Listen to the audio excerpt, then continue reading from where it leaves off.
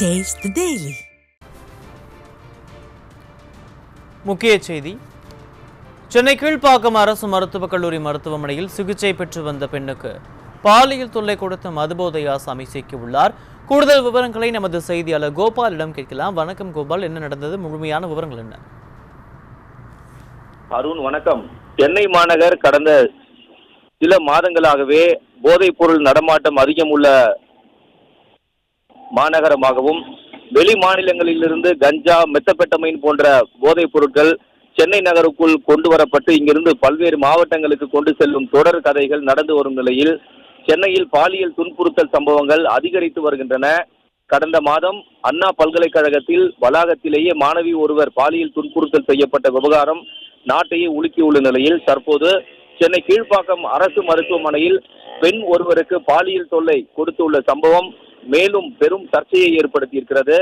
சென்னை கீழ்ப்பாக்கத்தில் உள்ள அரசு மருத்துவமனையில் நோயாளிக்காக நோய் பாதிப்பால் அனுமதிக்கப்பட்டிருந்த 50 வயது பெண்ணிடம் இன்று அதிகாலை மது போதையில் இருந்த ஒரு ஆசாமி ஒருவர் அந்த பெண்ணுக்கு பாலியல் தொல்லை கொடுத்ததாக குற்றச்சாட்டு எழுந்தது. இது குறித்து விசாரித்த போதுதான் வேலை தேடி வந்த ஒரு நபர் கீழ்ப்பாக்கம் அரசு மருத்துவமனை வளாகத்தில் மது அருந்திவிட்டு படுத்து இருந்ததும் அவர் மது போதையில் உள்ளே சென்று அந்த 50 வயது நோயாளி பெண்மணிக்கு பாலியல் தொல்லை கொடுத்திருப்பதாக காவல்துறை விசாரணையில் தெரிய வந்திருக்கிறது. இதனையடுத்து மது போதையில் பெண்ணுக்கு பாலியல் தொல்லை கொடுத்த இந்த ராணிப்பேட்டை மாவட்டத்தை சேர்ந்த சதீஷ்குமார் என்பவரை போலீசார் கைது செய்திருக்கின்றனர். சென்னை மட்டும் இல்லாமல் தமிழகம் முழுவதுமே இந்த பாலியல் தொல்லை சம்பவங்கள் என்பது நாளுக்கு நாள் அதிகரித்து வருகிறது. அண்மையில் அண்ணா பல்கலைக்கழகத்தில் மாணவி ஒருவருக்கு பாலியல் தொந்தரவு அளித்த நபர் ஒருவர் மட்டுமே கைது செய்யப்பட்ட நிலையில் அவருடன் யார் இருந்தது, சார் என்ற ஒரு வார்த்தையை முதல் தகவல் அறிக்கையில் மாணவி பயன்படுத்தி இருந்த நிலையில் அவரை கண்டுபிடிக்க முடியாமல் சென்னை மாநகர காவல்துறையினர் திணறி வரும் நிலையில் தற்போது அரசு மருத்துவமனையில் சிகிச்சைக்காக அனுமதிக்கப்பட்டிருந்த பெண் ஒருவருக்கு பாலியல் தொல்லை கொடுக்கப்பட்டுள்ள சம்பவம் பெரும் பரபரப்பை ஏற்படுத்தியிருக்கிறது. அரசு மருத்துவமனை வளாகத்துக்கு உள்ளாக நோய்க்காக சிகிச்சை பெற்று வரும் ஒரு நோயாளியிடம் மது போதையில் மருத்துவமனை வளாகத்தில் படுத்திருந்த ஒருவர் குடித்துவிட்டு பெண்ணுக்கு பாலியல் தொந்தரவு கொடுத்திருக்கிறார் என்றால் கீழ்ப்பாக்கம் அரசு மருத்துவமனை என்பது பாதுகாப்புக்கு கேள்விக்குறியாகி இருக்கிறது.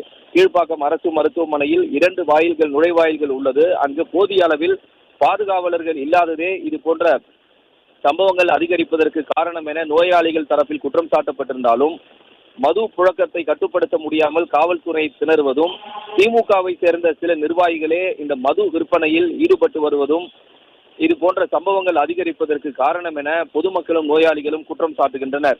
ஏற்கனவே கடந்த புத்தாண்டு தினத்தன்றுதான் இதே கீழ்ப்பாக்கம் அரசு மருத்துவக் கல்லூரியில் 3ஆம் ஆண்டு மாணவிக்கு பாலியல் தொல்லை கொடுத்ததாக ஒருவர் கைது செய்யப்பட்ட நிலையில் அடுத்த 13 நாட்களில் மீண்டும் இன்னொரு பாலியல் தொல்லை சம்பவம் கீழ்ப்பாக்கம் அரசு மருத்துவமனையில் நேர்ந்துள்ளது பெரும் பரபரப்பை நோயாளிகள் மத்தியில் எழுப்பியிருக்கிறது.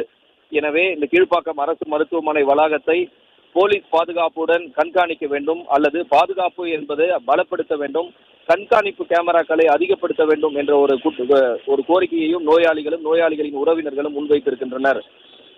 அருண் பாண்டியன். விரிவான விவரங்களுக்கு நன்றி கோபால்.